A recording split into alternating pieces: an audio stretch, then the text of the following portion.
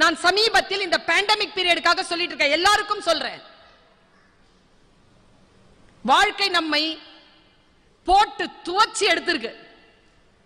நம்ம செஞ்ச பெரிய பிழை என்ன தெரியுமா? சேவிங்ஸ் எல்லாத்தையும் சும்மா இருக்கிறோங்கிறதுனால பல்வேறு விதமான ஆக்கப்பூர்வமான காரியங்களை பயன்படுத்திட்டோம். இனி சம்பாதிக்கணும். சம்பாதிக்கலனா அடுத்த நாட்கள் அவ்வளவு வளமாக நகராது.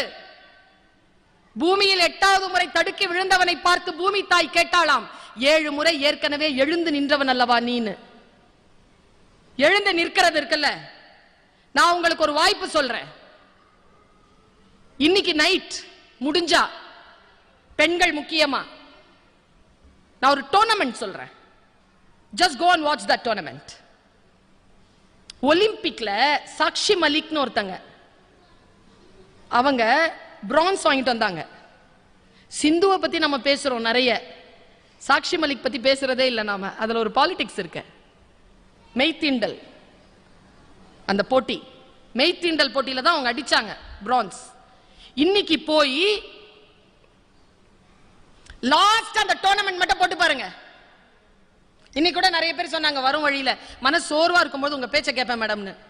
நான் சோர்வா இருக்கும்போது என்ன நான் பண்றேங்கிறதான் சொல்லிட்டு இருக்கிறேன். நான் சாக்ஷி மலிக்க பார்க்கிறேன், நான் அருணிமா சின்ஹாவை பார்க்கிறேன், நான் தோற்று எழுந்து நிற்கின்றவர்களை பார்க்கிறேன். நெவர் கிவ் அப் அப்படிங்கிற வார்த்தையோடு இருக்கக்கூடியவர்கள் எனக்கு உற்சாகத்தை தருகிறார்கள். இந்த எண்ணத்தன்னு சொல்லி திரியிற ஆட்கள் என் பக்கத்திலேயே வர முடியாது. நெகட்டிவா யாராவது இருந்தாங்கன்னு வச்சுக்கோங்களேன், ஜஸ்ட் டிராப் தெம்.